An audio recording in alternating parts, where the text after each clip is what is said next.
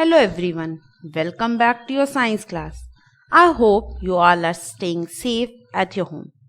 Today we will start our new chapter 10, Light and Shadow.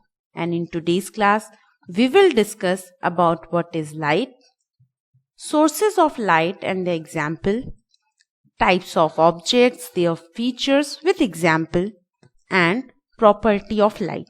So children, let's start with light. Children, in daytime, you are able to see all the things present around you. But during night or when you enter in a dark room, you are not able to see anything present there. But as you switch on a bulb, you are able to see the things present there. It means light is a form of energy which allow us to see the world. At the daytime, there is enough light, that is sunlight, so you are able to see the things very clearly. But during night, sunlight is not present, so you are not able to see the things. So it is clear that for seeing something, light must be there.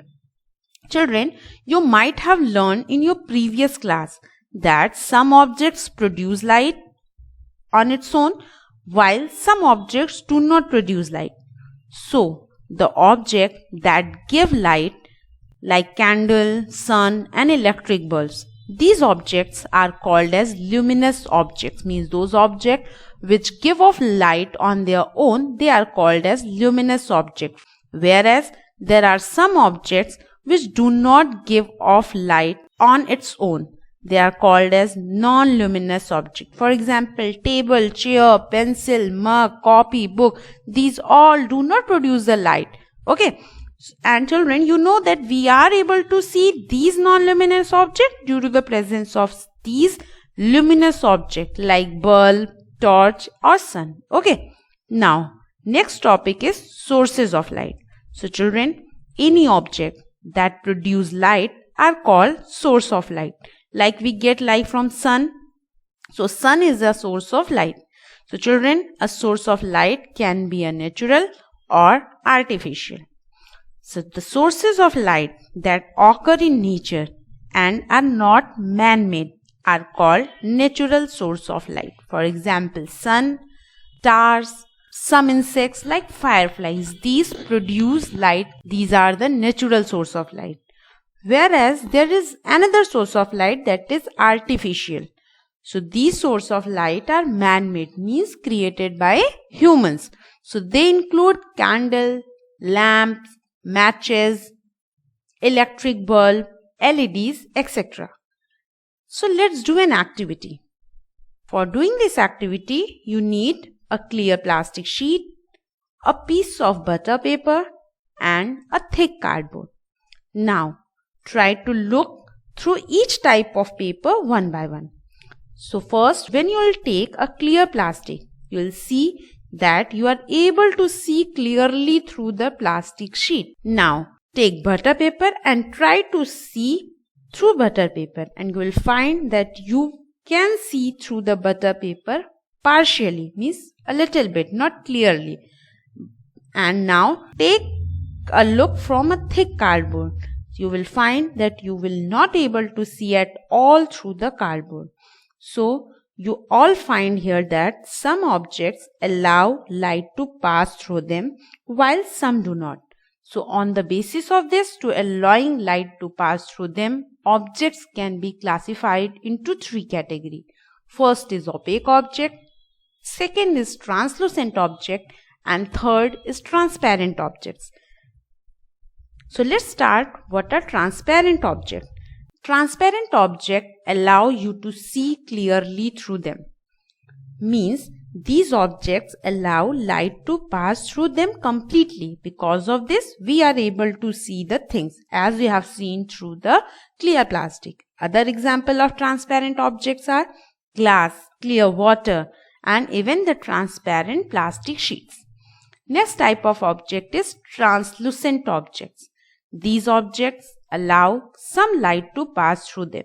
So we can see partially through translucent object, as you will see through the butter paper. Some other example of translucent objects are ground glass, colored plastics, etc. And children, third type of object is opaque object. Opaque objects do not allow any light to pass through them. So you can't see through them. As in the activity you tried to see through the cardboard and you were not able to see anything through the cardboard. Other example of opaque objects are chart paper, books, desks, wood.